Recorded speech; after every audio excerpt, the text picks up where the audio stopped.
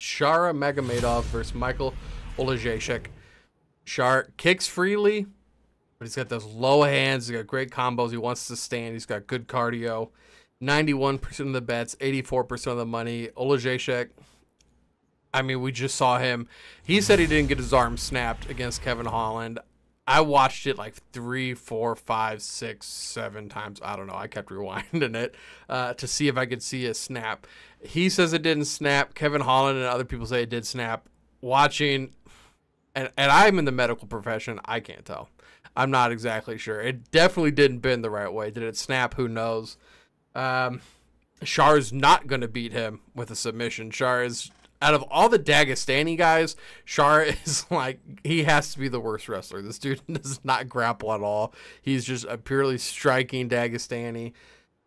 I think I still have to take him because Oleksiejczuk, once again, we talk about it with, I forget, our boy from St. Louis all the time, Sean Woodson. You have to bring a wrestler in to beat him. Because if you just keep bringing in boxers, he's a Gold Glove boxer. He's going to win. Same thing with Shara. If you just keep giving him boxers, he's probably going to beat these guys. You need someone that can take him down, and at that point, they can have their way with him. They can work him from there.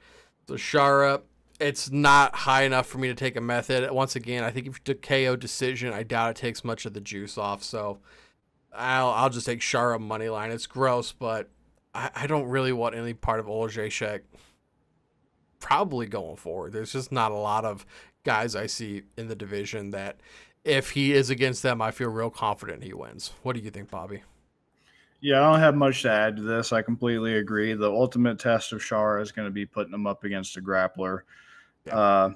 And even though it seems like they're doing Oleksiejczuk a favor, putting him up against a striker, since he's primarily lost by sub, losing by sub is his Achilles heel and all that good shit. But they're not doing him a favor. If anything, they're doing Shara a favor, especially once again with Oleksiejczuk on short notice after that brutal Kevin Holland loss you were discussing. It's the same thing with Vera coming back so quick. I think it's just a recipe for disaster, and this whole thing's just orchestrated to give Shara an opportunity to be able to appeal to that Abu Dhabi crowd that's going to be there to support him and to support Umar and just, you know, give him an easy feel-good victory type thing, just like the Trocoli fight that Shara just got done with. So, yeah, moneyline Shara for me as well. Also, once again, you alluded to it. These Abu Dhabi cards, if they're Dagestani guys, basically if it goes to decision and all your arms and legs are attached, you win. Like, right. These guys, they're going to give it to them. Yeah, same thing as if a British fighter's in Britain and they can make it to decision. As long as they couldn't do it with Leon, unfortunately, but or Molly. I mean, or Molly, but they both got really beat. Right. If it's really close though, it's gonna go the British fighter. It's gonna go the Dagestani fighter. If it's even a little bit competitive. And correct me if I'm wrong. The Abu Dhabi guys, they're gonna screw you more than even the British guys will. I don't know. That's tough because the popular line of thinking and all that for years in MMA has just been like, because they've had way more events to my knowledge in Europe so far than they have Abu Dhabi. That's a recent market that just started with COVID. Is when they first started going to Abu Dhabi because that was the first place to, you know, not have restrictions and lockdowns and let them do Fight Island and all that shit.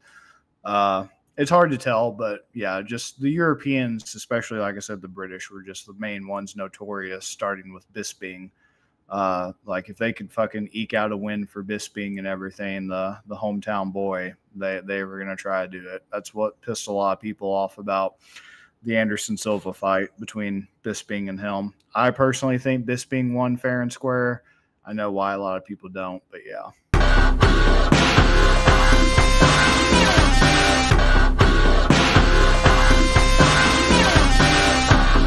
You better start listening to the Better in Green podcast. You will not regret it. Trust me, trust me, trust me. And hey, I'm Dean Blandino. Welcome, welcome, welcome to Better in Green, eh? To Better in Green, eh? To Better in Green, eh? Listen in and cash out. That's what it's all about. Come on, let's make cash now. We always on spot and we cover old spot from the bottom to the top, hey. Shout out to Ethan, shout out to Wyatt, shout out to Ben. Welcome, welcome to our podcast. Better win green.